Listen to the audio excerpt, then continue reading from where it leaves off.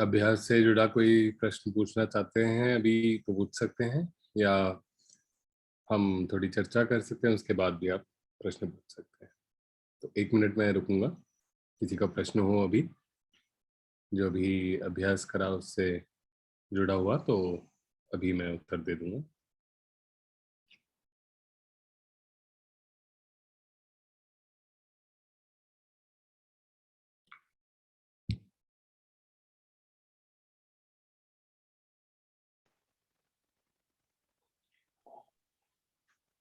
नमस्कार सर।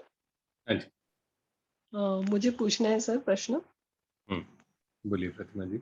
और सर जैसे अभी सवेरे शाम यही मेडिटेशन करना है सर। हाँ जी। हाफ एन आवर सवेरे एंड शाम को भी हाफ एन आवर। फिर ऑल द टाइम सर, जैसे अभी काम भी कर रहे हैं या कुछ ऑफिस में काम कर रहे हैं, तो एक स्माइल बरकरार रखनी है सर। वो माइंड जैसे लाइट रहना चाहिए। I mean, I have to maintain mindfulness all the time, sir. तो कैसे करें सर? बहुत अच्छा प्रश्न पूछा है आपने प्रतिमा जी। जी तो सर। माइंडफुलनेस जो आपने कहा है, पहले उसको डिफाइन करते हैं और फिर ये कैसे हमारे साधना से जुड़ी है और इसको कैसे हम इसमें कुशलता बढ़ा सकते हैं, इसकी बात करते जी हैं। सर। तो माइंडफुलनेस पाली में इसे सती कहते हैं और इसका जो संस्कृत या हिंदी ट्रांसलेशन है वो स्मृति है। जस्ट सिंपल वर्ड, इसका अर्थ है याद रखना। लेकिन क्या याद रखना है? तो इसका एक थोड़ा फॉर्मल डेफिनेशन दूंगा, इंग्लिश में भी हिंदी में भी। इंग्लिश में इसका डेफिनेशन दूंगा, mindfulness is remembering to observe attention and its movement. तो how your attention moves from one thing to another, ऐसे भी कह सकते हैं।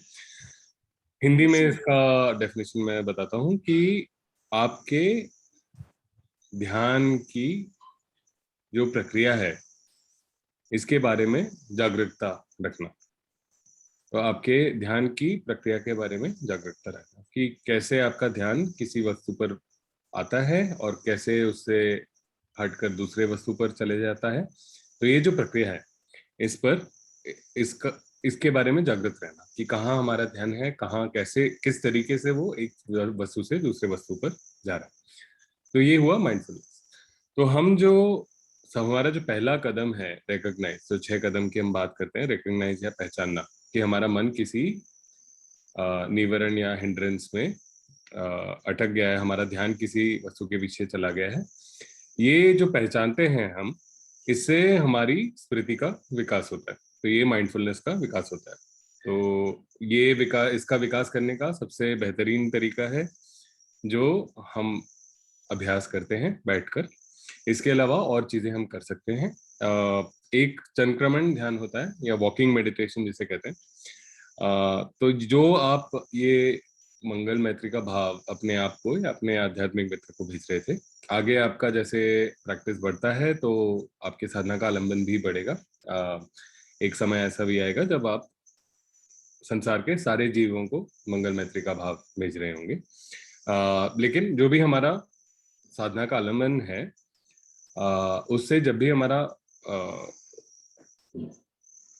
ध्यान भटक कर किसी और वस्तु पर जाता है, तब हम सबसे पहला जो कदम करते हैं वो पहचानना।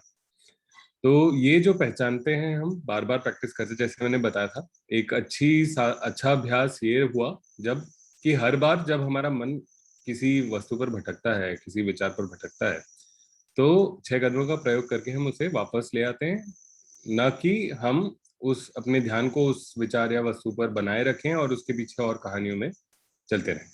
तो ये जब हम करते हैं तो हमारा जो एक स्मृति है या माइंडफुलनेस है, इसका विकास होने लगता है। तो संक्रमण ध्यान में यही भाव हम अपने चलते समय भी, तो जैसे हम बैठ के साधना करते हैं वैसे ही हम चल के भी साधना करते हैं। वो भाव हम अपने आप को या अपने मित्र को भेजते हैं।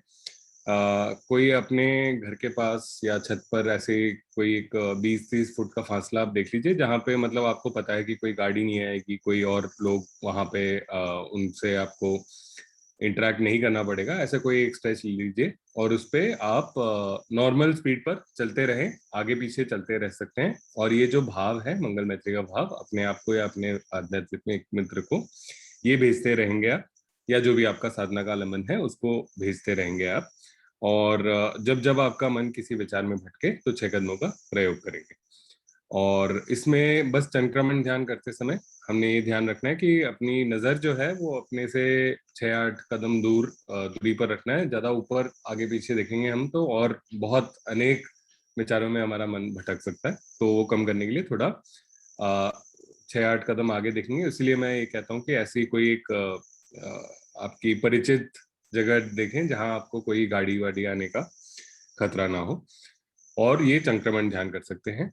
ये एक तरीके से एक ब्रिज है कि हमारा जो एक सिटिंग मेडिटेशन में जो हम प्रैक्टिस करते हैं, जो अभ्यास करते हैं, वही हम कैसे ये जागरूकता और ये कुशलता जो है अपने दैनिक जीवन में कैसे ला सकते हैं।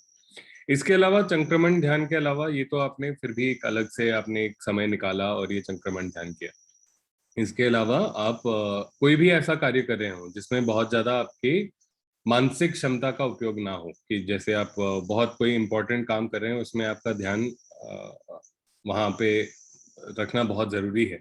लेकिन जैसे कुछ आप साधारण काम कर रहे हो कि कपड़े तय कर रहे हो, या मतलब कपड़े धुल रहे हो या बर्तन धुल रहे हो, कुछ ऐसे मामूली कार्य जिसमें बहुत ज्यादा आपकी मानसिक क्षमता का प्रयोग नहीं होता, तो उस समय भी आप ये जो जो भी आपका साधना का आलम्बन है वहां मंगल मैत्री या मंगल मैत्री का भाव आप भेजते रहें। और ये जब भी आपको मौका मिले, जब भी याद आए, जब भी आपके पास थोड़ा समय हो, तो ये आप अपने दैनिक जीवन में भी करते रह सकते हैं। तो ये इस तरीके से जितना आप प्रैक्टिस करेंगे, धीरे धीरे आपकी वो स्मृति जो है, स्मृति की कुशलता बढ़ती जाएगी। दूसरी एक चीज और आप ध्यान रख सकते हैं कि जब भी आपका मन किसी चीज के बारे में उत्तेजित हो या ज्यादा भावुक हो जाए, तो तुरंत आप 6 कदमों का प्रयोग करिए और एक मंगल मैत्री का भाव जो भेज रहे हैं उस पर वापस लेकर आइए। इससे भी आपका जो आपकी जो स्मृति है, जो जागरूकता है, जो माइंडफुलनेस है, ये बढ़ती रहेगी। तो जब भी आपका मन कहीं किसी भी परिस्थिति में बहुत उत्तेजित या भावुक हो जाए, तब भी आप 6 कदमों का प्रयोग कर सकते हैं। तो ये जैसे आप करेंगे तो धीरे धीरे आपकी माइंडफुलनेस बढ़ती जाएगी। ये बहुत आपने, मैं इसलिए कहता हूँ कि आपने बहुत अच्छा प्रश्न पूछा, क्योंकि ये जो साधना है ये केवल एक दिन में आधे घंटे 1 घंटे बैठ के उस समय अपने आप को खुश रखने की बात नहीं है। ये जो कुशलता है, हम अपने हर एक क्षण में जो हमारी मानसिक स्थिति है, जो हमारे कर्म है, ये दोनों चीजों में हम ये कुशलता लाना चाहते सर, और मैं इसमें हैं। थोड़ा क्लैरिफिकेशन चाहती हूँ सर। हाँ जी। जैसे मैं प्रिसेप्ट ले लेती हूँ सर सवेरे, तो वाणी का प्रिसेप्ट टूटता ही है सर मेरा। सॉरी, और क्या लेते हैं आप? सर वो प्रिसेप्ट 5 प्रिसेप्ट लेती हूँ सर, तो वाणी का मेरा प्रिसेप्ट टूट जाता है सर। जैसे हार्श होता है, या थोड़ा बढ़ा के बताना या झूठ बताना। हाँ, तो तो फिर से प्रिसेप्ट पूरे लेने हैं, या जो मूसा वादा वेरमणि जब सिक्खा भी वो? आपकी शील कोई भंग हो, तो 5 शील कहते हैं इसे। तो 5 शील में से कोई भी शील आपका कभी भंग होता है तो या तो कोई आपके एक मित्र हों जो कि मतलब इसी रास्ते पे हों, आप उनको बता सकते हैं। उससे थोड़ा मन हल्का होता है। या फिर आप सबसे पहले देखिए, अपने आप को क्षमा कीजिए। मतलब ये एक नई एक कुशलता, नई क्षमता, नया ज्ञान आप प्राप्त कर रहे हैं, जिससे आप चीजें सीख रहे हैं। आपकी स्मृति तीव्र नहीं है, आपको उतनी तीव्र नहीं हुई है अभी, उसीलिए आपका शील भंग होता है। क्या होता है, जैसे जैसे आपकी स्मृति तीव्र होगी तो ये कार्य होने के पहले ही क्या होता है कि आप जब कुछ कठोर वाणी बोलते हैं या असत्य बोलते हैं, या दूसरों के बारे में कुछ एक व्यक्ति के बारे में दूसरे व्यक्ति को कुछ बताते हैं, जो उनकी निंदा करते हैं, या फिर दो लोगों के बीच में बंटवारे करने वाली बात जैसे करते हैं, ये सारे इससे हमारे शील भंग होते हैं। लेकिन जैसे आप अपनी कुशलता बनाएंगे, बढ़ाएंगे, अपने स्मृति बढ़ाएंगे, तो ये होने के बहुत पहले हमारे मन में काफी प्रक्रियाएं शुरू हो जाती हैं, जिसका बिल्कुल अंत में जाकर परिणाम निकलता है कि आपके ऐसे वाणी निकलती। तो उस समय ही आपका मन जागृत हो जाएगा। जैसे मैंने साधना की विधि में बता रहा था, तो मैंने कहा कि एक तनाव खिंचाव आपके मन में उत्पन्न होता है जब भी किसी विचार पर आपका ध्यान अटकने लगता है। तो ये जो तनाव खिंचाव है, ये भी एक सिम्टम है। इससे जैसे आप परिचित होंगे, जैसे आप प्रैक्टिस करेंगे, तो आप देखेंगे कोई भी ऐसा कार्य करें आप जिससे आपकी शीलता भंग हो, उसके पहले आपके मन में ये तनाव खिंचाव उत्पन्न होगा। तो ये तनाव खिंचाव जो होता है, ये तृष्णा का लक्षण होता है। तृष्णा, इसको पाली में तन्हा कहते हैं, और ये एक बहुत स्पेसिफिक मैकेनिज्म है, एक जेनेरिक टर्म नहीं है। इसको अंग्रेजी में क्रेविंग की तरह ट्रांसलेट किया जाता है। तो ये ऐसा नहीं है कि हाँ मुझे ये चीजें पसंद है, ये चीजें चाहिए, वो बात नहीं है। केवल ये है कि एक क्षण में कैसे आपका मन किसी चीज पे बिल्कुल आकर्षित होकर उसको बिल्कुल निजी मानने लगता है। तो तृष्णा बिल्कुल उस प्रक्रिया की शुरुआत है जब आप किसी चीज को बहुत निजी मानने लगते हो, और उसको अपने उसको पाने के लिए या उससे दूर होने के लिए, अगर कोई ऐसी चीज है जो आपको पसंद नहीं है, उस चीज के लिए आप कुछ भी कर सकते हो। तो ये जो तृष्णा है, ये मन में जो तनाव खिंचाव है, ये उसका सबसे पहला लक्षण है जो कि हम पहचान पाते हैं। इसीलिए चार जो आर्य सत्य भगवान बुद्ध ने बताए कि संसार में दुख है, पहला सत्य। दूसरा सत्य बताया उन्होंने, दुख का जो आधार है या समुदाय है, ओरिजिन है, वो तृष्णा है। तीसरा आर्य सत्य उन्होंने बताया कि तृष्णा की समाप्ति से दुख की समाप्ति हो सकती है। और चौथा आर्य सत्य बनाया उन्होंने कि आर्य अष्टांग मार्ग पे चलने से तृष्णा और दुख दोनों की समाप्ति हो सकती है। ये रास्ता है इसको करने का, कि एक चीज दूसरी चीज पर आधारित है, दूसरी चीज नहीं होगी तो पहली चीज भी नहीं होगी, और दूसरी चीज को हटाने का एक मार्ग बताया है भगवान बुद्ध ने। तो ये बिल्कुल आर्य अष्टांग मार्ग कहते हैं। तो जैसे जब भी हम 6 कदम का प्रयोग करते हैं, तो ये आर्य अष्टांग मार्ग का एक अंश है, जिसे सही व्यायाम या सम्यक व्यायाम कहते हैं, राइट एफर्ट। ये राइट एफर्ट जब, जैसे हम, सबसे क्रिटिकल पार्ट है पूरे अष्टांग मार्ग का, और जब भी हम इसका प्रयोग करते हैं तो हमारे मन में जागृति बढ़ती जाती है, और हमारी स्मृति बढ़ती जाती है। और स्मृति सबसे ज्यादा इसका हम दैनिक जीवन में इसका प्रयोग तब कर सकते हैं जब ये मन में जो तनाव खिंचाव है, जो तृष्णा का लक्षण है, जिसके ऊपर हमारा दुख आधारित होता है। तो तृष्णा को समझने की और पहचानने की हमारी क्षमता जो है वो बढ़ती जाती है, जैसे हम 6 कदमों का प्रयोग करते हैं और अपना अभ्यास बढ़ाते रहते हैं। जितने समय हम, और जितना हम मुस्कुराते हैं, अपने मन को हल्का रखते हैं, तो ये जो तनाव खिंचाव है ज्यादा आसानी से हमें उसको पहचान पाते हैं, वो हमारे पकड़ में आते हैं। इसीलिए मैं शुरुआत में भी ये कहा था कि मुस्कुराना बहुत एक महत्वपूर्ण अंश है इस साधना का। क्योंकि हम मुस्कुराते अपना मन हल्का रखते हैं, तो जैसे हमारे मन में एक वो निजीपना, एक तृष्णा, एक वो बिल्कुल एक उत्तेजित आकर्षण जो है किसी चीज को लेकर, वो जैसे ही उत्पन्न होती है, तो हम उसको बहुत आसानी से पहचान लेते हैं। 6 कदम या सही व्यायाम या राइट एफर्ट का हम प्रयोग करते हैं।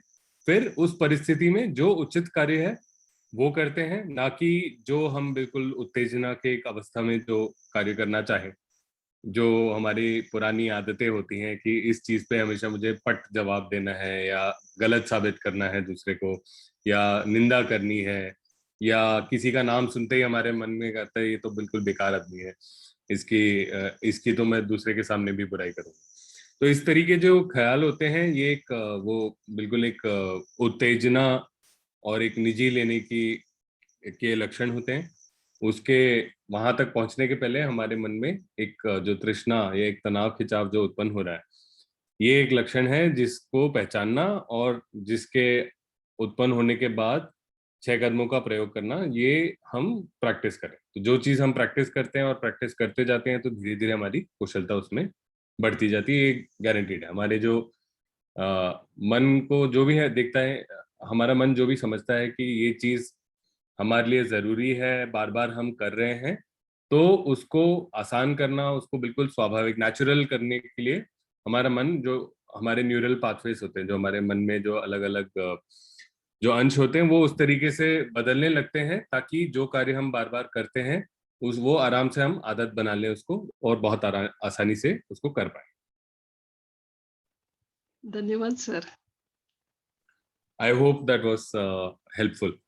हाँ जी सर। काफी सारे आपने जैसे सवाल आपने जो पूछा उसमें काफी सारे कॉन्सेप्ट्स थे, शायद जो नए होंगे उनको तो लगा होगा कि काफी सारी चीजें हो गई, बट मैंने कोशिश कर रहा था मैं कि थोड़ा सरल भाषा में ही समझाऊं ये चीजें। सर इसमें शील पालन से मुझे बहुत माइंडफुलनेस उससे बहुत मेंटेन रहता है शील पालन से सर। हम्म। और तो शील पालन यानी वो मस्ट हो गया है सर मेरे लिए। हाँ, शील पालन किस लिए है? शील पालन ये कोई पाप पुण्य से जुड़ा हुआ ये चीज नहीं सोचिए कि आप इससे ऐसा करेंगे तो आपके ऊपर से मतलब ये क्या कहते हैं, लाइटनिंग और थंडर आपको अटैक करेगा, इस तरीके से मत सोचिए। शील पालन है एक अपने स्मृति, एक जागरूकता, एक कुशलता बढ़ाने के लिए बहुत जरूरी है। जैसे मैंने मुस्कुराने के बारे में कहा, उसी तरीके से जब हम शील का पालन करते हैं तो हमारे मन में जो तृष्णा है, जो एक आधार है सारे दुख का, तो ये तृष्णा का जो लेवल होता है, जो उसके वजह से जो हमारे मन में तनाव खिंचाव होता है, वो कम हो जाता है। और जैसे ये कम होता है तो हम खुद पहले हमें पहले सिग्नल आ जाता है कि अच्छा हम कुछ अब करने वाले हैं जिससे हमारा शील भंग हुआ। और अगर हम शील भंग करते हैं तो हमारे मन में तृष्णा बढ़ जाती है, तो बाकी चीजों में भी जो हमारी जागरूकता होती है वो कम हो जाती है, क्योंकि नई किसी वस्तु या विचार पर ध्यान भटकता है और उससे तृष्णा उत्पन्न होती है, तो उसको पहचानने में हमें ज्यादा सर हाँ जी। एक लास्ट क्वेश्चन सर, सॉरी। हाँ, सर स्पिरिचुअल फ्रेंड का थोड़ा सर ये लगता है, कठिन लगता है सर। अ, क्या आपके स्पिरिचुअल फ्रेंड पसंद नहीं है अ, आपको? नहीं सर, वो यानी जैसे अभी जो लाइट काम कर रहे हैं सर आप, जैसे कुछ किचन में काम है या ऑफिस में जस्ट कम काम है सर, वो टाइम में कंटिन्यूअस सर स्पिरिचुअल फ्रेंड को ही लविंग काइंडनेस करना है सर, या फिर और कुछ कर सकते हैं जैसे नहीं, सिक्स एक डायरेक्शन।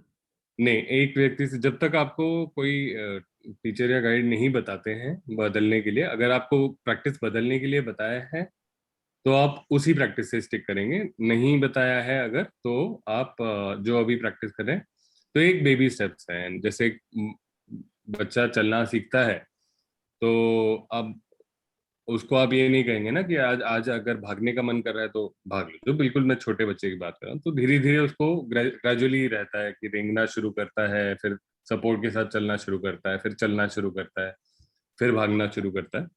तो धीरे धीरे अपनी क्षमता बढ़ाएंगे और कुशलता बढ़ाएंगे और उसके बाद आगे पहुंचेंगे। तो ऐसा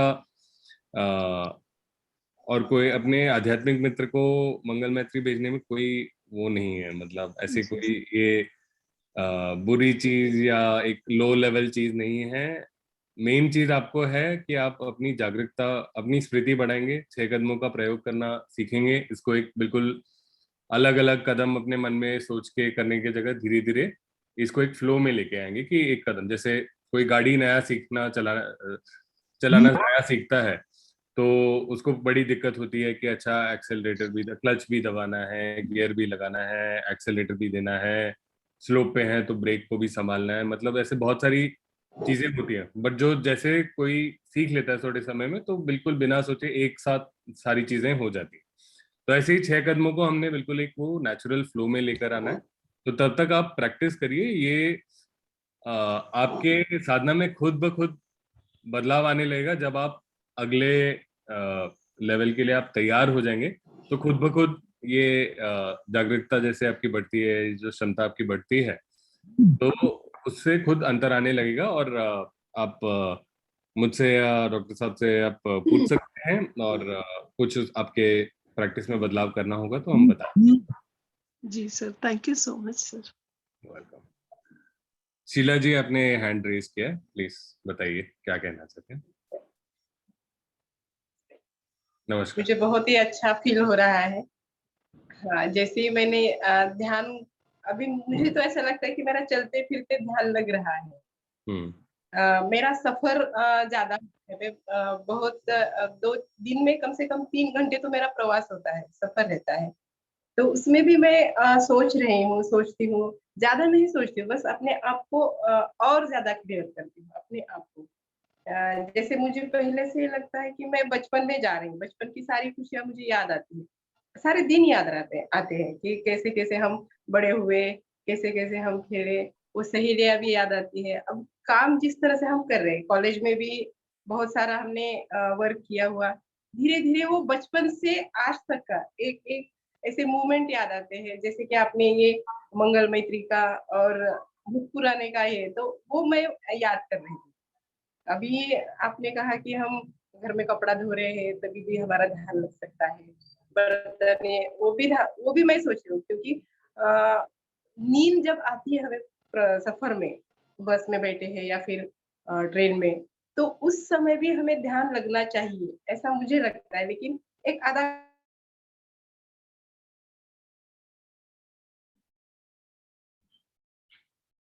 ये मुझे सुन पा रहे हैं आप?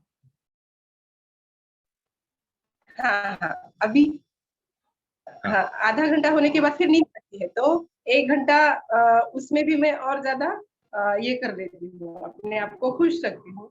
और मंगल मैत्री का मैंने हमारे डॉक्टर साहब को ही मैंने चुना है अपना आध्यात्मिक टीचर, उन्हीं को मैं भेजती हूँ अपनी मंगल मैत्री।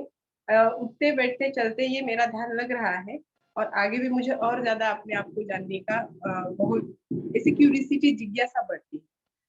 एक बार ऐसा होता है कि ध्यान में जब बैठती हूँ तो मुझे ऐसे घूमने जैसा अनुभव हो रहा है कि हम बस में जैसे जाते हैं, तो ऐसे चलते-चलते सब दिखते हैं, तो मुझे ऐसा लगता है कि मैं आसमान में उड़ रही हूँ। मतलब ऐसे ऊपर एकदम कोई तो खींच रहा है, फिर ऐसे एकदम आते हैं, कभी-कभी काले-काले ऐसे बादल जैसे आते हैं, फिर एकदम ये हो जाता है और ऐसा लगता है कि ऊपर ऐसे हम निकल रहे हैं। ऊपर ऐसे जाने का फ़ील हो रहा है मुझे और फिर आँखें खुलती है तो एक सामान्य, लेकिन बहुत ज़्यादा अपने आप में मैं खुश रखती हूँ, ये मेरे लिए बहुत बड़ी बात है। चलिए अच्छा लगा तो ये सुनकर शीला जी। बस एक एक आपका कोई प्रश्न है कि बस शेयर कर रहे थे आप? मैं वो सफ़र के बारे में पूछना चाहती हूँ कि हम सफ़र जब करते हैं, हुँ, तब हमारे लिए जिस तरह से हम ध्यान कैसे लग पाएगा? या मुझे वैसे लगता है कि मैं ध्यान में बैठती हूँ तो मैं भी सफ़र कर रही हूँ, क्योंकि हुँ, दिन में 2-3 घंटे मेरा होता है, तो हुँ। वो मुझे ध्यान में बैठने के बाद सफ़र ही याद आ रहा है। ऐसे कोई घूम रहा है या फिर ऊपर जा रहे, तो उस समय हाँ, हम तो क्या करें? हमारे मन पर जिन चीज़ों की छवि पड़ती है कि जो इम्प्रेशंस होते हैं, जो हमारे अनुभव होते हैं, तो ज़्यादातर वही हमारे ध्यान में भी हम जब साधना करते हैं, तो वो चीज़ें ज़्यादा याद आते हैं।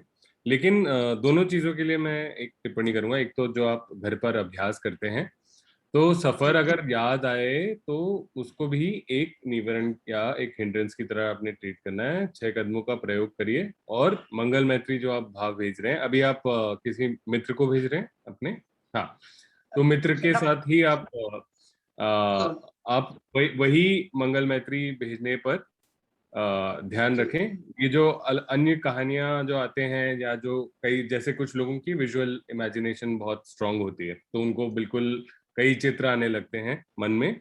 इनके पीछे नहीं जाना है। ये सारी चीज़ें जो हैं, वो निवरण हैं। जो भी हमारे साधना का जो आलंबन है, जो मंगल मैत्री का भाव जो हम भेजते हैं, उससे अन्य कोई भी वस्तु हमारे ध्यान को ले जाए, तो वो एक निवरण है। 6 कदमों का प्रयोग करिएगा उसके लिए।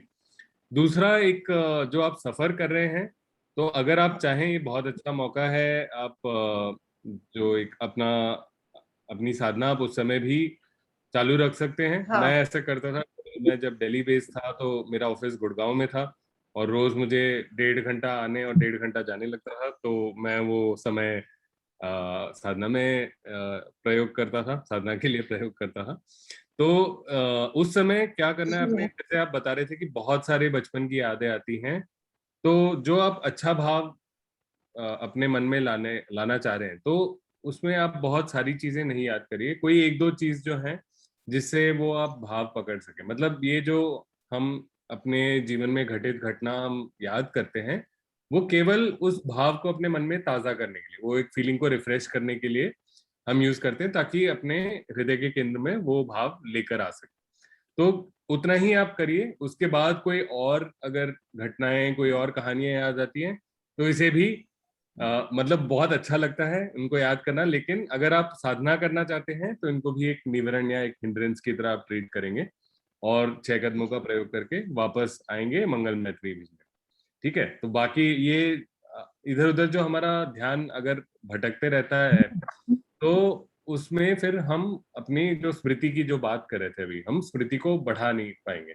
अगर हम एक एक जो हमारा बेस है, जो साधना का आलंबन है, उस पर बार बार हम वापस लाते हैं, तब कैसे हमारा मन, हमारा ध्यान किसी वस्तु से जुड़कर, आकर्षित होकर भटक जाता है। तो इस चीज को समझने की हम क्षमता बढ़ा पाएंगे। तो हमेशा तो एक या दो घटना आप याद करिए जिससे वो भाव आपको याद आए, वो अपने हृदय में रखिए। अपने आप के लिए, अपने आध्यात्मिक मित्र को वो भेजना आरंभ करिए। और कोई आपके जीवन के और घटनाएं याद आती हैं तो 6 कदमों का प्रयोग करिए, उसे रहने दीजिए। उसके पीछे आप जाएंगे तो आपकी जो कुशलता आप बढ़ाना चाह रहे हैं वो नहीं बढ़ेगी। हाँ, मैं भी वही सोच रही हूँ कि मुझे पीछे नहीं जाना है, मुझे आगे जाना है। बिल्कुल, बहुत तो अच्छा आपने कहा ये। जी, बिल्कुल। बहुत बहुत धन्यवाद, बहुत ही अच्छा लगा मुझे। और कंटिन्यू मैं कर लूंगी। और किसी प्रश्न है?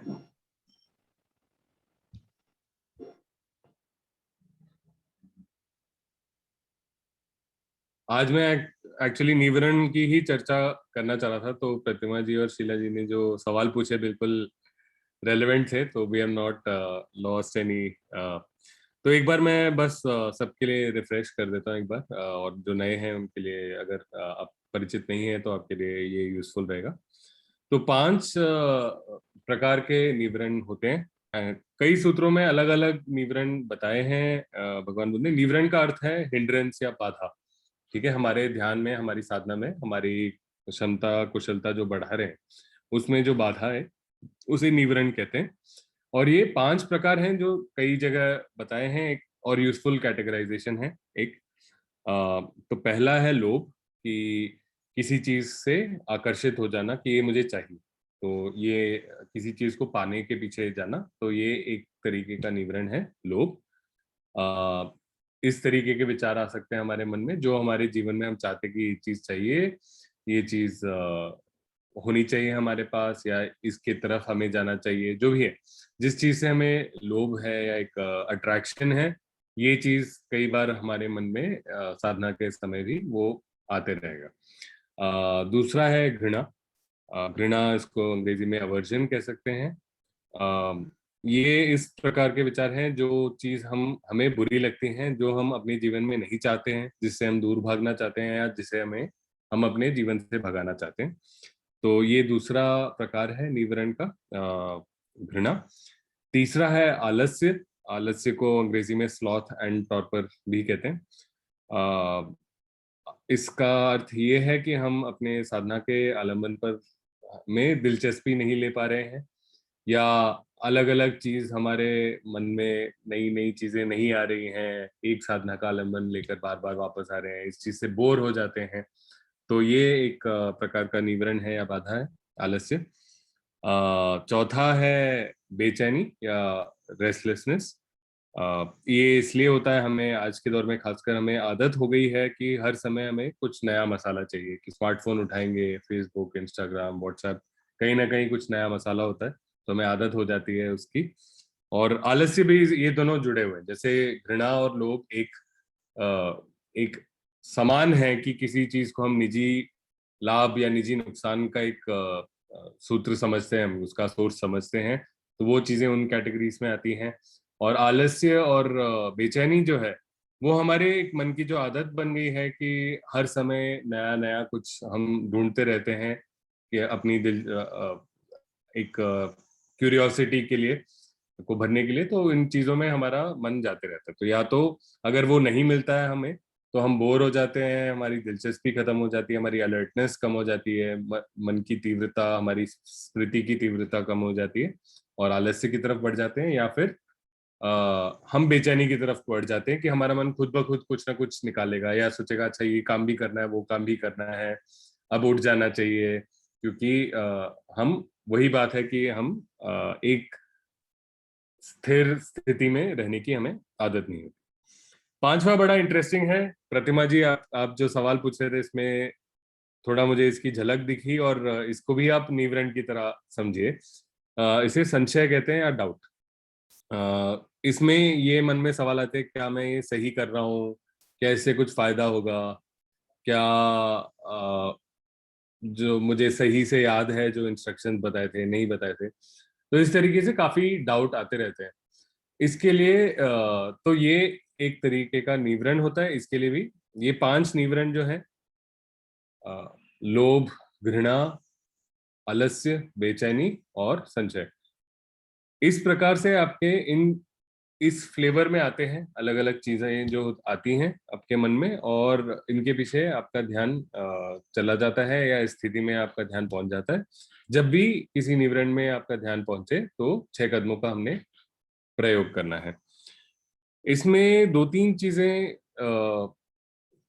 इम्पोर्टेंट है ध्यान में रखना। एक तो जब हम प्रैक्टिस करते हैं और ये जो निवरण आते हैं, तो काफी स्वाभाविक हो जाता है कि हर निवरण को जब जैसे ही हम पहचाने तो हमारे मन में एक घृणा भी उत्पन्न होती है कि अरे फिर मेरा मन भटक गया, या ये क्यों मुझे बार बार याद आ रहा है, ये मुझे मेरा पीछा क्यों नहीं छोड़ सकता। तो ये जो निवरण है ये साथ में भी जुड़ जाते हैं, तो ऐसे हम सोचते हैं, उत्तेजित होते हैं, तो उससे और हमारी बेचैनी भी बढ़ सकती है। तो ये निवरण साथ में आ सकते हैं। तो इसके लिए बहुत जरूरी है कि निवरण की तरफ हमारा बहुत एक जो एटीट्यूड है, जो जैसे हम इनको समझते हैं, ये बहुत जरूरी है। निवरण क्यों आते हैं हमारे मन में? इसलिए आते हैं क्योंकि किसी न किसी समय हमने किसी चीज को बहुत निजी समझा है, और बिल्कुल उसको निजी समझकर उस हिसाब से हमने कर्म करे हैं कि ये बहुत हमारे लिए जरूरी है, ये चाहिए हमें, या बहुत नुकसानदायक है, बिल्कुल नहीं चाहिए। तो जिन चीजों से हम बहुत एक निजी रिश्ता रखते हैं, वो चीजें हमारे मन में ज्यादा आती हैं। तो इनको हम एक शिक्षक या एक पर्सनल ट्रेनर की तरह हम सोच सकते हैं कि 2 चीजें कर रहा है ये निवरण। जब ये निवरण आता है तो हमें ये समझ में आता है कि हमारे मन में किस चीज को हमने बहुत निजी रखा हुआ है, किस चीज से बहुत ज्यादा हमारा जुड़ाव है। और दूसरी चीज जो है, ये जो हमारा पर्सनल ट्रेनर है, ये हमें बता रहा है कि अच्छा 6 कदमों का प्रयोग दोबारा करो तो आपकी आगे जाकर स्मृति बढ़ जाएगी, जो जागरूकता है, जो ये क्षमता है, कुशलता है, ये आपके आगे बढ़ जाएगी। तो निवरण को कभी हमें दुश्मन नहीं समझना है, ना ही 6 कदमों का हमें प्रयोग करना है कि निवरण की पिटाई करनी है। बस ये निवरण आ रहा है, आपको एक आपको बता रहा है कि आपके आकर्षण कहाँ है, आप किस चीज को निजी ले रहे हो, और दूसरा आपको याद दिला रहा है कि 6 कदमों का प्रयोग करना है। तो बिल्कुल ये तो ऐसा एक मतलब इसको बिल्कुल एक शिक्षक या एक ट्रेनर की तरह हम ट्रीट करेंगे, तो इससे हमें और ज्यादा इससे निवरण और विचार और घृणा और बेचैनी या और आलस्य, ये सब चीजें नहीं उत्पन्न होंगी। आप आराम से अपने साधना के आलंबन पर आ पाएंगे। तो ये थोड़ा मैं और चीजें हैं, निवरण क्यों आते हैं, ध्यान का क्या हमारे जीवन में क्या किरदार रहता है, ध्यान का जो हमारा अटेंशन है। तो ये चीजें आगे के सत्रों में और इन पे डिस्कस कर सकते हैं, लेकिन आज के लिए इतना ही। कोई एक और कोई प्रश्न है किसी का तो ले सकते हैं, उसके बाद प्रार्थना करें। मेरा प्रश्न है सर, हाँ सर मेरा जो विपස්සना का जो लगाव है सर, या फिर मुझे जो बॉडी पेन या सब खत्म हो जाता है सर, तो वो लोभ में लेंगे या पर्सनल पर्सनल हो गया, हाँ। निजी हुआ, कौन से इसमें आएगा सर, कौन से कैटेगरी में? एंड लोभ में सर आप कोई एग्जांपल और मुझे देंगे सर उसको आज समझने के लिए?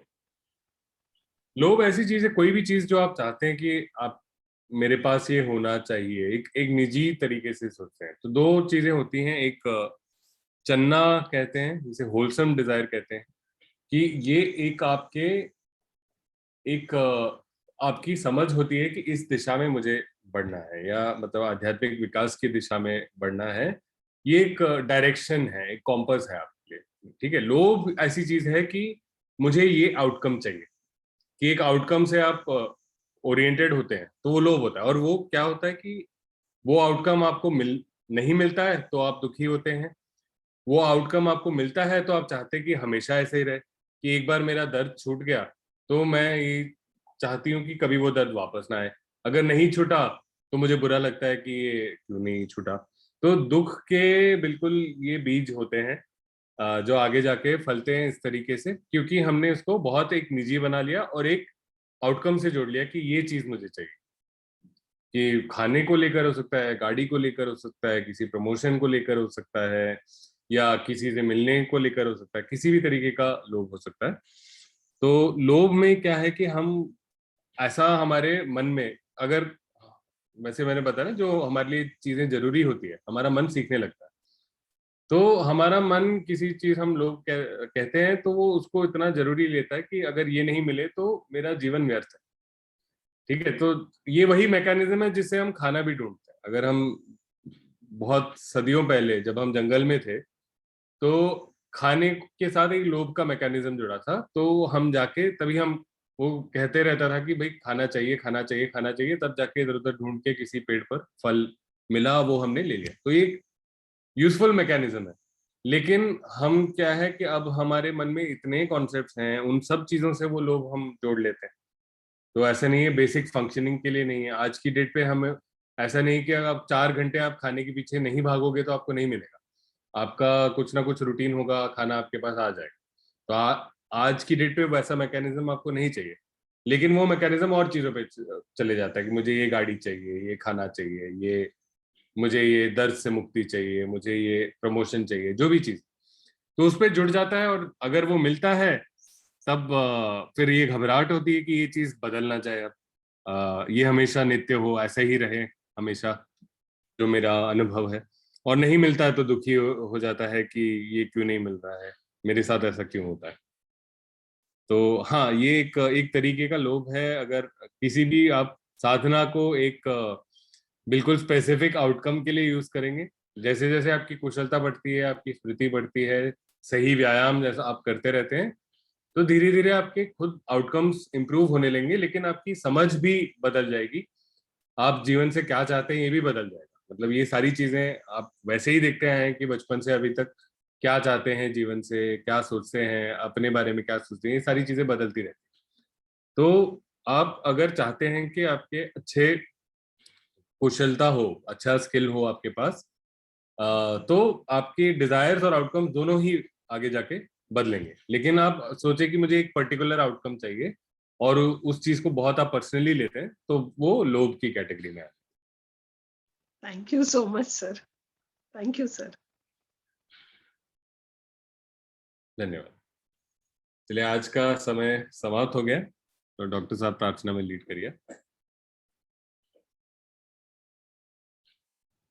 दुखग्रस्त हो दुख मुक्त, भयग्रस्त हो भय मुक्त, शोकग्रस्त हो शोक मुक्त, हो सुखी सब प्राणी। हमने किया जो यह पुण्य संपादन, सभी संपदार्थ सभी देव देव से अनुमोदन।